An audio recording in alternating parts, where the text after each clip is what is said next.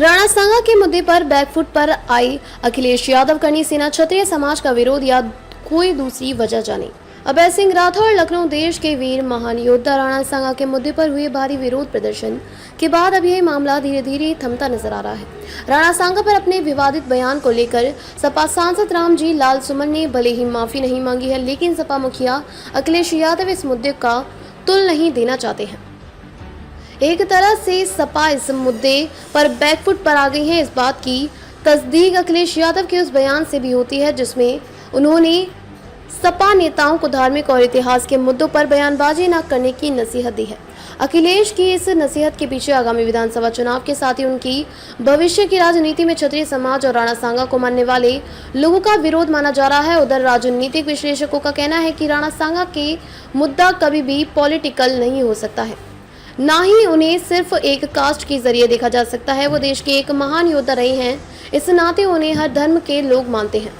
दरअसल समाजवादी पार्टी के राज्यसभा सांसद रामजी लाल सुमन ने 21 मार्च को राज्यसभा में राणा सांगा पर विवादित टिप्पणी करते हुए उन्हें गद्दार बताया था। उनकी इस टिप्पणी के बाद करनी सेना के कार्यकर्ताओं ने उनके खिलाफ यूपी, राजस्थान और मध्य प्रदेश समेत कई राज्यों में विरोध प्रदर्शन करना शुरू कर दिया था।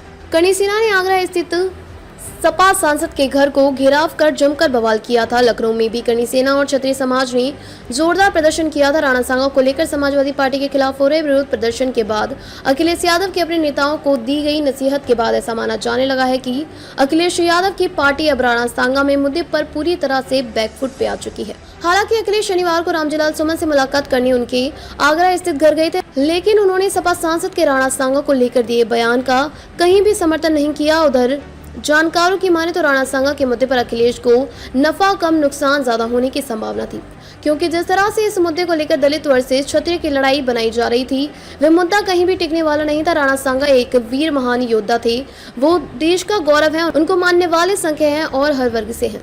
इसलिए यह कह देना कि रामजी लाल सुमन के घिराव और उनके खिलाफ हो रहे प्रदर्शन से सारा दलित समाज उनके साथ आ जाएगा, ये सरासर गलत है। सपा सांसद का विरोध उनके बयान की वजह से हो रहा था और फिर रामजी लाल सुमन दलितों के इतने बड़े नेता भी नहीं है कि वे अपने दम पर दलितों का वोट सपा को दिला सके। हाँ, इतना जरूर है कि अगर अखिलेश राणा सांगा के मुद्दे को तुल दे देंगे तो उन्हें नुकसान जरूर हो जाएगा। इस नुकसान की भरपाई करना भी मुश्किल हो जाएगा। काल बनकर टूट पड़ने वाले राणा सांगा का नाम सुनकर दुश्मन भी डर से कांपते थे। महाराणा कुंभा के पोते राणा सांगा, जिनका जन्म 12 अप्रैल 1482 को बैसाख कृष्ण पक्ष नवमी के दिन हुआ था, उन्होंने अपने आसपास की रियासत को जीतकर अपना परचम फहराया था। 30 जनवरी 1528 को चित्तौड़गढ़ में राणा सांगा को षड्यंत्र के तहत जहर देकर मार दिया गया था।